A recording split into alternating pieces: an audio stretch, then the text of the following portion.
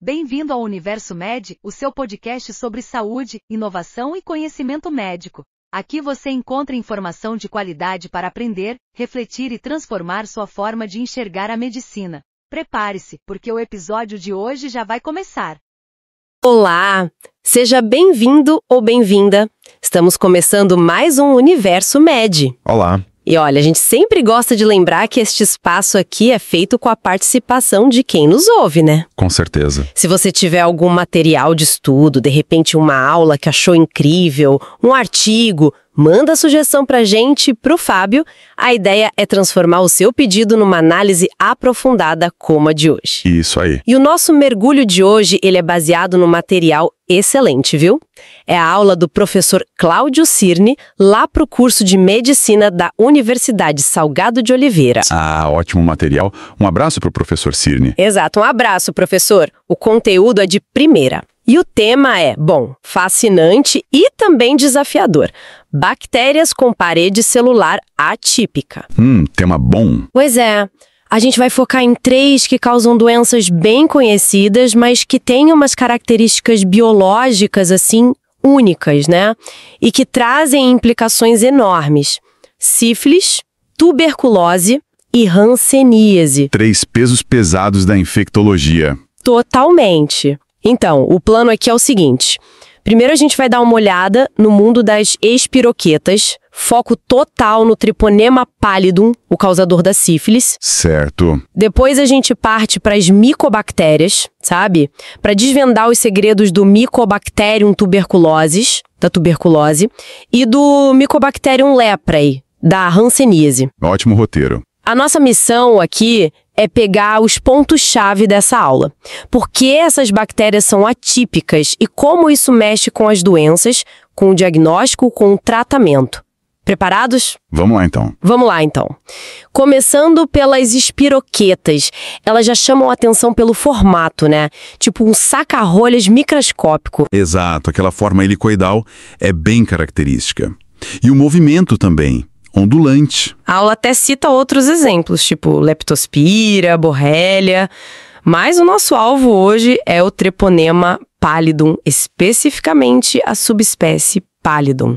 É ele que causa sífilis. Isso, o Treponema pallidum pallidum. E o que torna esse treponema tão peculiar, além do formato? Olha, ele tem várias coisas. Primeiro, a mobilidade dele é diferente.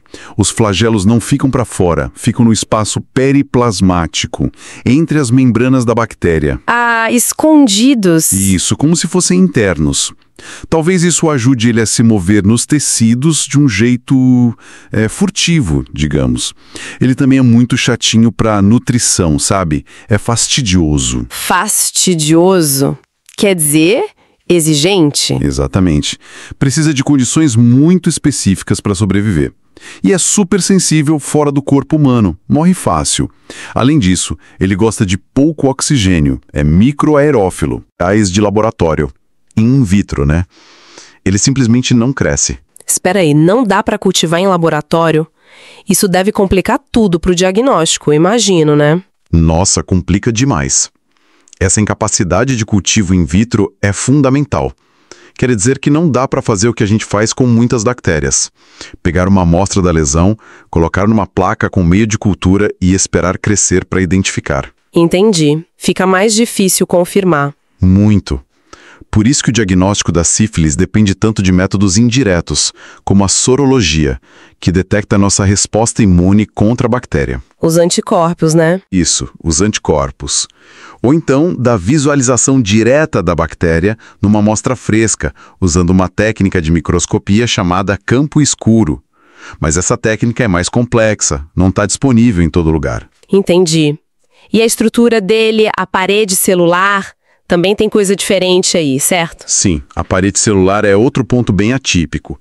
Ela é muito rica em lipídios, em gorduras complexas e, curiosamente, tem poucas proteínas na membrana externa dela. Poucas proteínas, por quê? A hipótese é que essa falta de proteínas expostas seja uma estratégia para a bactéria meio que se camuflar, sabe? Se esconder do nosso sistema imunológico. Faz sentido, para não ser reconhecida tão fácil. Exato. E aquela camada de peptídeo euglicano, que dá rigidez na maioria das bactérias, no triponema é mais fininha e fica bem corada na membrana interna. Toda essa arquitetura, contribui para as características dele e da doença. E falando na doença, a sífilis é uma infecção sexualmente transmissível, uma IST.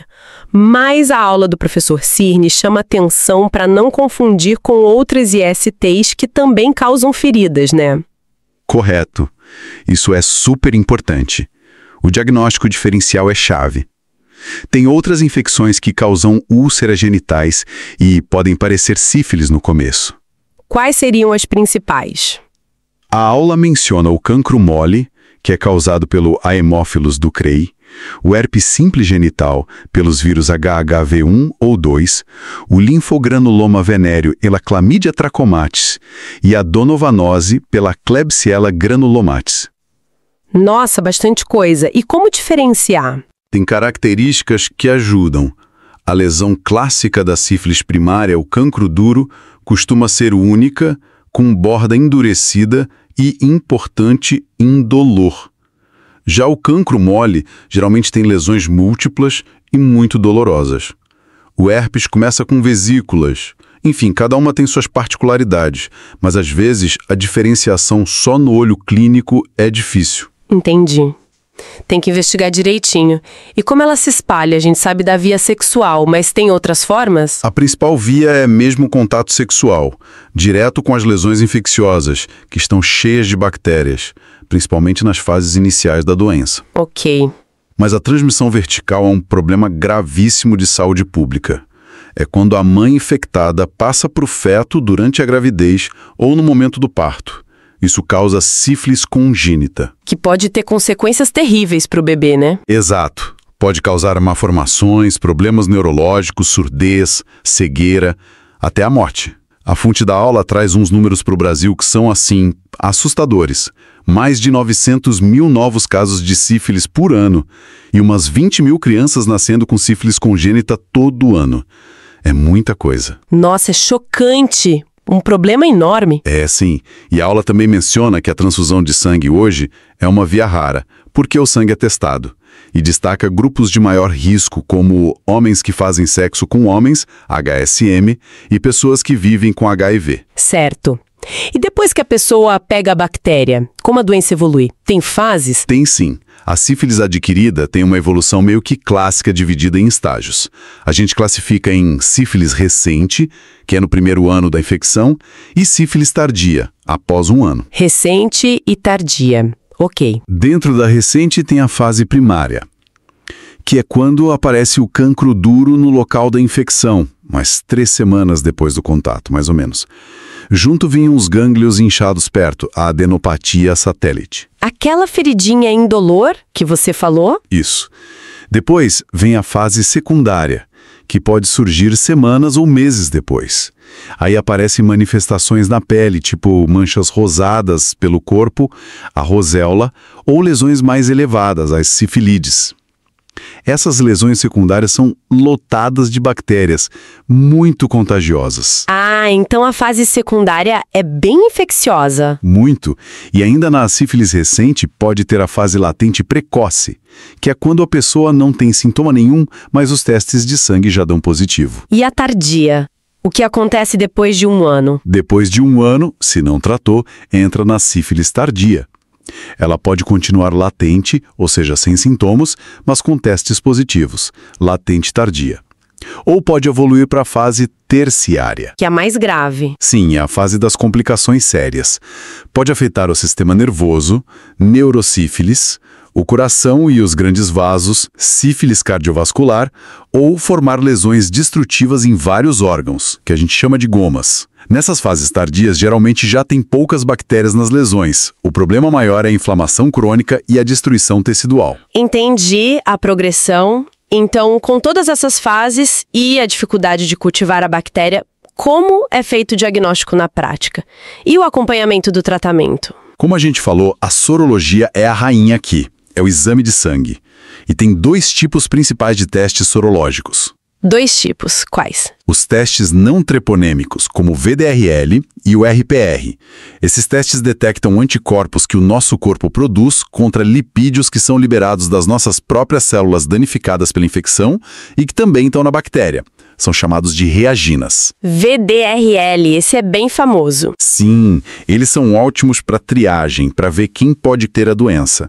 E o mais importante, eles são quantitativos, dão o resultado em títulos, tipo 1/16, 1/32, e esses títulos costumam cair com o tratamento eficaz. Por isso, eles são usados para monitorar a resposta ao tratamento. Ah, então é pelo VDRL ou RPR que se vê se a pessoa está curando. Exatamente.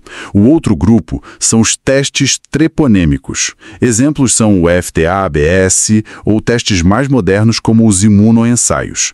Esses detectam anticorpos específicos contra pedaços do próprio treponema pallidum. E para que servem esses? E servem para confirmar o diagnóstico. Geralmente a gente faz um não treponêmico, VDRL e RPR, se der positivo, confirma com um treponêmico. O detalhe crucial aqui é que os testes treponêmicos, na maioria das vezes, ficam positivos para sempre, mesmo depois da pessoa curada. Para sempre? Mesmo curado? É o mais comum. Ele indica que a pessoa teve contato com a bactéria em algum momento da vida, mas não diz se a infecção está ativa agora ou se já foi tratada. Por isso, ele não serve para monitorar o tratamento. Para isso, usamos o VDRL ou RPR. Ah, agora entendi a diferença. Um para triar e monitorar, VDRL e o RPR, o outro para confirmar, FTA-ABS e outros. Perfeito. E o critério de cura que a aula menciona envolve justamente acompanhar o VDRL quantitativo. Faz o teste 3, 6 e 12 meses depois de tratar.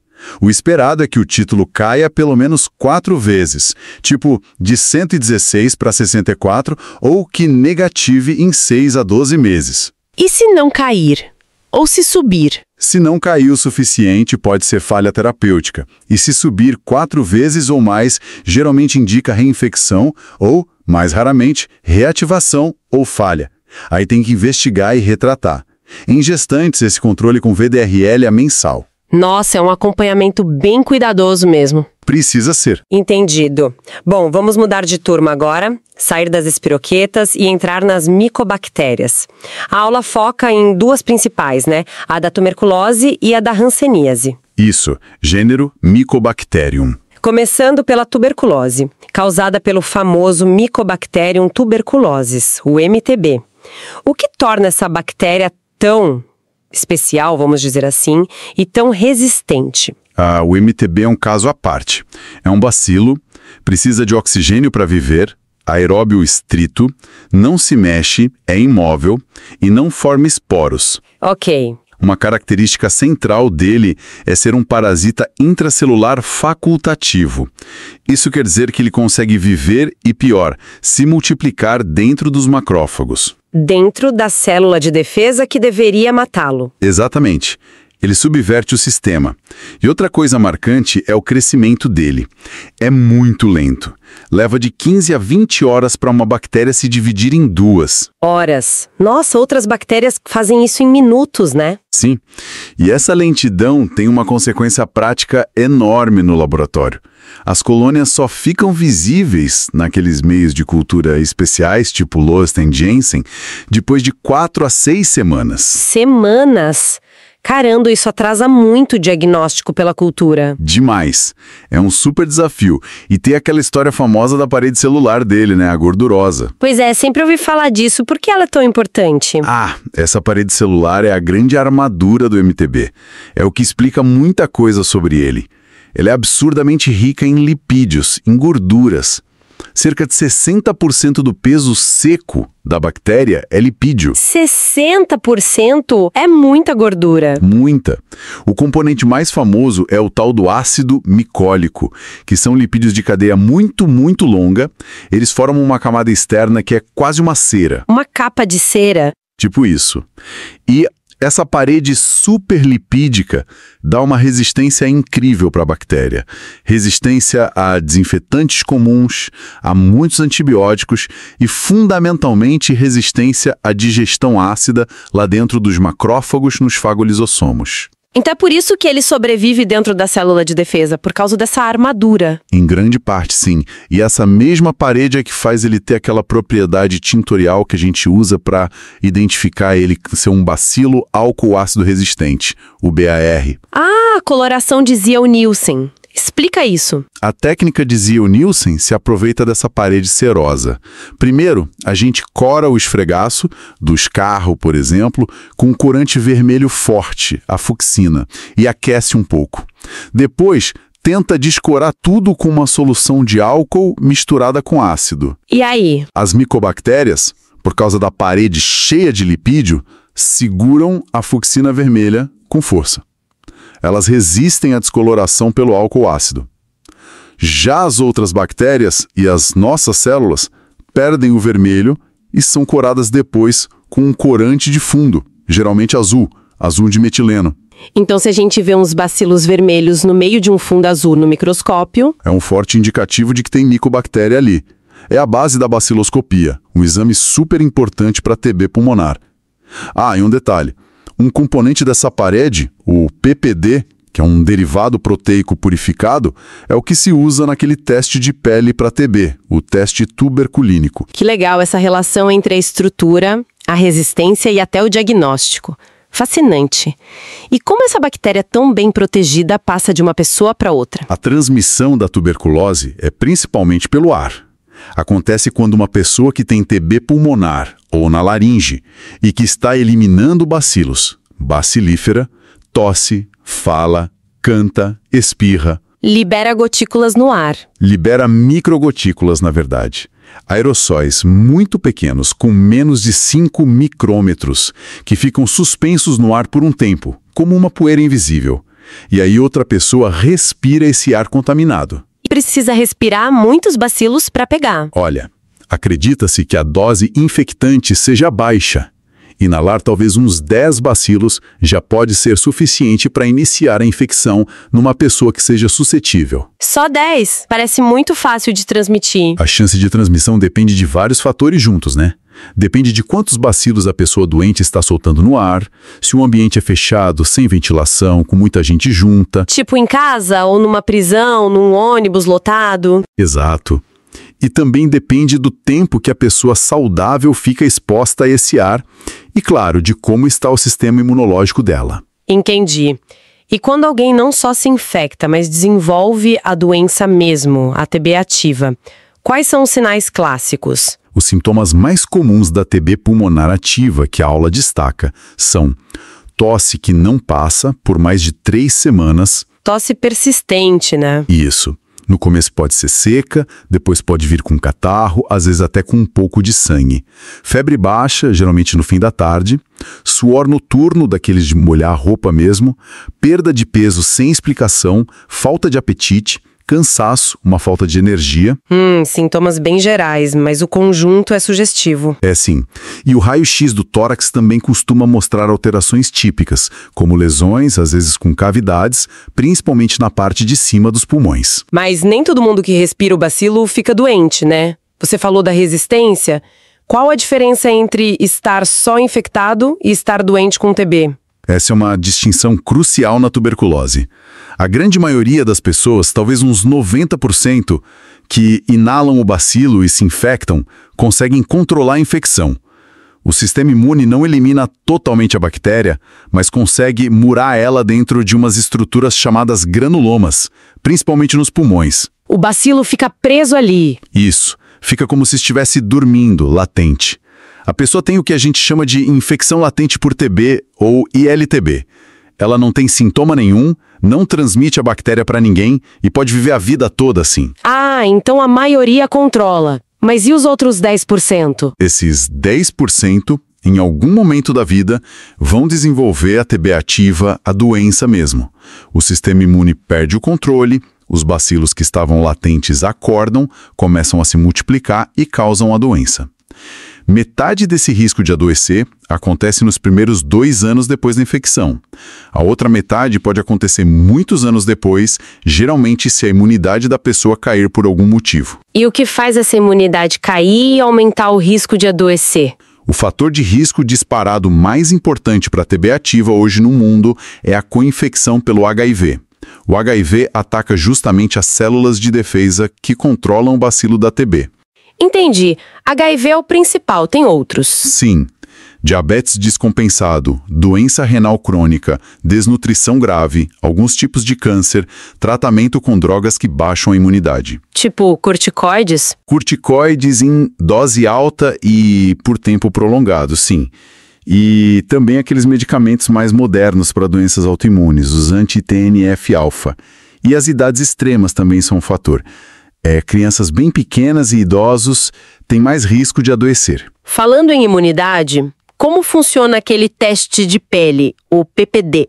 Ele serve para dizer se a pessoa está com a TB ativa? Não, o teste tuberculínico, o PPD ou o MANTU, não diagnostica a TB ativa. O que ele faz é detectar se o sistema imune da pessoa já teve um contato prévio com o bacilo da TB e criou uma memória contra ele. Uma resposta imune celular. Memória imune. Isso.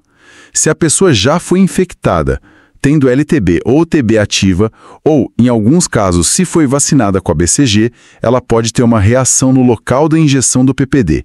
Aparece o inchaço endurecido, a induração, que a gente mede em milímetros depois de 48 a 72 horas. E se D positivo? O que significa? Uma reação positiva indica que houve essa sensibilização prévia, mas não diferencia se é infecção latente, doença ativa ou, às vezes, só a cicatriz da vacina BCG, embora essa reação tenda a diminuir com o tempo. Então, o PPD é mais um marcador de que a pessoa foi exposta. E pode ter o bacilo latente, ele ajuda a identificar quem pode se beneficiar de tratamento para ILTB para não adoecer no futuro, mas não serve para diagnosticar doença ativa sozinho. Entendi a limitação dele.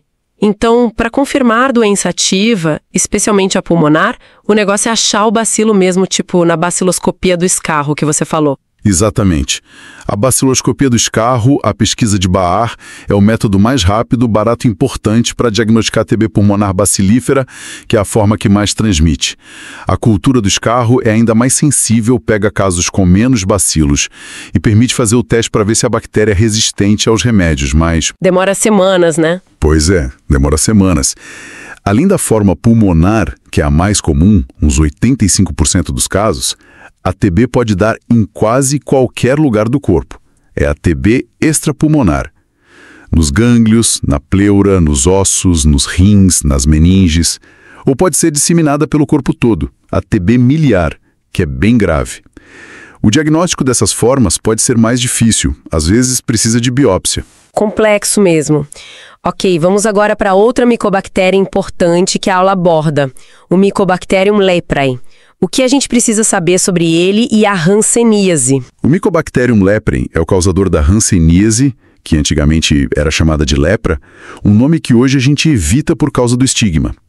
Assim como o da TB, ele também é um bacilo álcool-ácido resistente, BAAR, por causa da parede cheia de lipídios. E a doença, o que ela afeta? A hanseníase é uma doença crônica que ataca principalmente a pele e os nervos periféricos. Esse acometimento dos nervos é que pode levar a deformidades e incapacidades se não for tratada logo. A hanseníase ainda é um problema hoje em dia? A gente ouve menos falar. Como ela é transmitida? Olha, a prevalência mundial caiu muito com o tratamento eficaz, a poliquimioterapia PQT. Mas a hanseníase ainda é endêmica, sim, em alguns países, e o Brasil, infelizmente, ainda está entre os países com maior número de casos novos por ano, segundo dados que a fonte cita. Sério? E a transmissão? Como pega? Acredita-se que a transmissão principal aconteça pelo contato próximo e prolongado com uma pessoa que tem a forma da doença com muitos bacilos, multibacilar, e que não esteja em tratamento. A via mais provável parece ser a respiratória, pela inalação de gotículas com bacilos que saem das vias aéreas dessa pessoa doente. A pele intacta não parece ser uma porta de entrada importante. Contato próximo e prolongado e pelas vias aéreas, tipo a tuberculose. A via aérea é a mais provável sim, mas diferente da TB, parece que precisa de um contato mais íntimo e por mais tempo para transmitir. E só as formas multibacilares não tratadas são consideradas realmente fontes importantes de infecção. E a doença em si, ela é sempre igual em todo mundo? Ouvi falar que tem tipos diferentes de hanseníase. Tem sim, e isso é super interessante. A hanseníase se manifesta num espectro, que depende muito de como o sistema imune da pessoa reage ao M. leprae. É a resposta imune celular que define a forma da doença. Como assim? Num extremo do espectro, a gente tem a hanseníase tuberculoide. Aqui, a pessoa tem uma resposta imune celular forte, que consegue controlar bem a multiplicação dos bacilos. Por isso, tem poucos bacilos nas lesões. É paucibacilar. E como são as lesões? Geralmente são poucas lesões na pele, até 5, bem delimitadas com bordas elevadas. Podem ser avermelhadas ou mais claras que a pele normal. E o mais característico, tem perda de sensibilidade, tato, dor, calor, bem marcada nessas lesões. Às vezes, um nervo perto da lesão fica grosso e dolorido. A baciloscopia dessas lesões costuma dar negativa. Ok, essa é a tuberculoide, com boa imunidade e poucos bacilos. E o outro extremo? O outro extremo é a hanseníase lepromatosa, também chamada de virchoviana. Nesse caso, a resposta imune celular da pessoa é muito fraca, deficiente. Aí o bacilo se multiplica à vontade, tem muitos bacilos, é multibacilar. E as lesões? São múltiplas lesões na pele, manchas, placas infiltradas, nódulos geralmente mal delimitadas espalhadas pelo corpo de forma simétrica. A perda de sensibilidade é mais difusa e aparece mais tarde. Pode ter infiltração da face, do nariz, que pode até desabar, das orelhas, dos testículos, dos ossos. O comprometimento dos nervos é mais generalizado. E a baciloscopia, feita raspando a lesão ou a linfa do lóbulo da orelha, costuma ser positiva, cheia de bacilos. Nossa, que diferença! E tem formas no meio? Tem sim as formas dimorfas ou borderline, que ficam ali no meio do caminho entre a tuberculoide e a lepromatosa, com características mistas. A classificação em paucibacilar, poucos bacilos, tuberculoide, e uma forma inicial chamada indeterminada, e multibacilar, muitos bacilos, lepromatosa e dimorfas, é importante para o tratamento. Essa dependência da resposta imune é muito marcante. E o diagnóstico e o tratamento? Considerando que o M. leprae também deve ser chatinho no laboratório, né? Exato. Esse é um problemão. O M. leprae, assim como o treponema da sífilis, não cresce em meios de cultura artificiais. De jeito nenhum. Sério? Mais um que não cresce. Sim. Isso faz com que o diagnóstico seja basicamente clínico e epidemiológico. O médico tem que reconhecer as lesões de pele típicas, procurar as áreas com perda de sensibilidade, palpar os nervos para ver se estão engrossados e perguntar sobre contato com outros casos. E os exames? A baciloscopia ajuda? A baciloscopia ajuda a confirmar, especialmente nas formas multibacilares, e a classificar o caso, pauci ou multi. Mas se der negativa, não exclui a doença, principalmente nas formas tuberculoides, que têm poucos bacilos. A biópsia da lesão de pele com exame no microscópio histopatológico também pode ajudar bastante no diagnóstico e classificação. E entendi, o diagnóstico é um quebra-cabeça clínico. E o tratamento? O tratamento é feito com a poliquimioterapia, a PQT. É uma combinação de antibióticos que é fornecida de graça pelo SUS aqui no Brasil. Usar vários remédios juntos é para matar os bacilos de forma eficaz e evitar que eles fiquem resistentes. E o esquema é diferente para cada forma? Sim. Para as formas paucibacilares, tuberculoide e indeterminada, a fonte da aula menciona um esquema com 2 remédios, rifampicina e dapsona, por 6 meses. Para as formas multibacilares, lepromatosa e dimorfas, o esquema é mais longo e com 3 remédios, rifampicina, dapsona e clofazimina por no mínimo 12 meses. Tratamento longo também. É. Por isso, o diagnóstico cedo e fazer o tratamento completo, certinho, são fundamentais para curar a pessoa, evitar sequelas, as incapacidades e também para quebrar a corrente de transmissão da doença na comunidade. Ok. Então, para a gente amarrar tudo que a gente viu dessa análise da aula do professor Cirne, fica muito claro que essas bactérias atípicas, né, o treponema da sífilis e as micobactérias da TB e da hanseníase, elas trazem desafios bem únicos por causa da biologia delas. Exatamente. A dificuldade de cultivar o treponema e o M. lepra força a gente a usar diagnósticos mais indiretos ou complexos. A armadura de lipídios do M. tuberculosis dá aquela resistência toda e exige tratamentos mais longos, com várias drogas. Vimos também a importância de entender a sorologia na sífilis, quando usar VDRL, quando usar teste treponêmico, da baciloscopia e do PPD na TB, o que cada um informa, e da avaliação clínica cuidadosa, especialmente na hanseníase, que depende tanto do olhar treinado do profissional. Perfeito. E o ponto central é que, mesmo a gente tendo tratamento eficaz para todas elas, essas doenças continuam sendo problemas de saúde pública muito sérios, sabe? Especialmente em populações mais vulneráveis. A complexidade do diagnóstico, o tratamento que é longo e uma outra questão que a gente nem aprofundou tanto, o estigma.